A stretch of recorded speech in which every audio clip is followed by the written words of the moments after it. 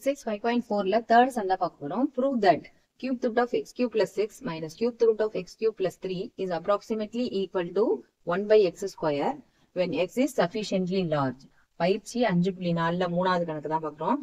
x ஒரு தேவையான அளவிலான பெரிய எண் எனில் cube root of x cube plus 6 minus cube root of x cube plus 3 இன் மதிப்பை தோராயமாக 1 by x square என நிறுவுக அப்படின்னு கொடுத்துருக்காங்க. இந்த ஈக்குவேஷன் இருக்குல்ல, அதனுடைய ஆன்சர் வந்து அது அப்ராக்சிமேட்டா 1 by x ஸ்கொயர்னு நம்மள ப்ரூவ் பண்ண சொல்லியிருக்காங்க. இதை நம்ம பைனாமியல் எக்ஸ்பென்ஷன் படி போட போறோம் இல்லையா. ஃபர்ஸ்ட் இந்த கொஸ்டின் எடுத்து எழுதிக்கோங்க. Cube root of X cube plus 6 minus cube root of X cube plus 3. இதை நம்ம எப்படி எழுதணும் அப்படின்னா பவர்ஸ் ஆஃப், ஏன்னா 1 plus x whole power n அந்த ஃபார்மேட்ல நம்ம இதை மாத்திக்கணும். அப்ப நம்ம ஃபர்ஸ்ட் என்ன செய்யலாம், இந்த கியூப் ரூட் இருக்குல்லையா அதை பவரா மாத்தி முதல்ல எழுதிக்கலாம். என்ன ஆகும், X cube plus 6 whole power 1/3. இது எப்படி எழுதிக்கலாம், இங்க மைனஸ் இருக்கிறதுனால minus X cube plus 3 whole power 1/3.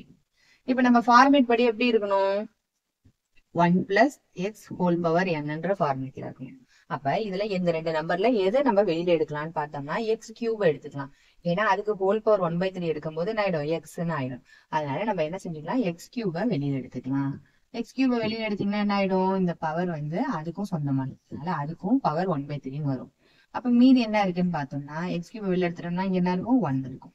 இந்த இடத்துல என்ன இருக்கும், இதை டிவைட் பண்ணிக்கணும், எக்ஸ் கியூபால டிவைட் பண்ணிக்கணும், பவர் 1/3.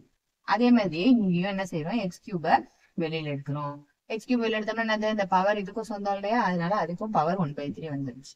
ஃபர்ஸ்ட் டேர்ம் என்ன இருக்கும், எக்ஸ் கியூப் எடுத்துட்டோம்னா 1 இருக்கும். செகண்ட் டேர்ம் இதனா ஹோல் பிராக்கெட்ல இருந்து எக்ஸ் கியூப் எடுத்துட்டோம்னா என்ன செய்யணும், இது எல்லாத்தையும் எக்ஸ் கியூபால டிவைட் பண்ணணும். So 1 plus 3 divided by X cube, ஓகேவா, ஹோல் பவர் 1/3. இப்போ X cube whole power 1/3 X cube whole power 1/3 இருக்கு இல்லையா, இது ரெண்டுலயும் என்ன செஞ்சுக்கலாம், இந்த 3 கேன்சல் பண்ணா என்ன ஆயிடும், எக்ஸ்ன்னு ஆயிடும். அப்ப இந்த ரெண்டு இடத்துலயுமே எக்ஸ் காமனா இருக்கிறதுனால நான் என்ன செஞ்சுக்கிறேன், எக்ஸ வெளியில எடுத்துக்கிறேன். எடுத்துட்டு மீதி இருக்கிற டேர்ம்ஸை மட்டும் உள்ள போடு, ஓகேவா. மைனஸ் இங்க எக்ஸ் எடுத்துட்டீங்கன்னா என்ன ஆயிடும், இந்த டேர்ம் மட்டும் வரும், 1 plus 3 by X cube whole power 1/3 அப்படின்னு இருக்கும். நம்ம பைனாமியல் எக்ஸ்பென்ஷன்ல 1 பிளஸ் எக்ஸ் ஹோல் பவர் என்னக்கு என்ன formula, 1 plus nx plus n into அந்த இதெல்லாம் போயிட்டே இருக்கும். ஆனா நம்ம என்ன செஞ்சுக்கலாம், இந்த ரெண்டு டேர்மோடய நம்ம ஸ்டாப் பண்ணிக்கலாம், ஏன்னா இதுவே நம்மளுக்கு போதுமானது, ஓகேவா. ஈக்குவல் டு எக்ஸ் இன்டு இந்த 1 பிளஸ் எக்ஸ் ஹோல் பவர் எனக்கு என்ன செய்யணும், 1 பிளஸ் பிராக்கெட் போட்டுக்கோங்க, ஏன்னா இந்த டேர்ம் தனி இந்த டேர்ம் தனி இல்லையா.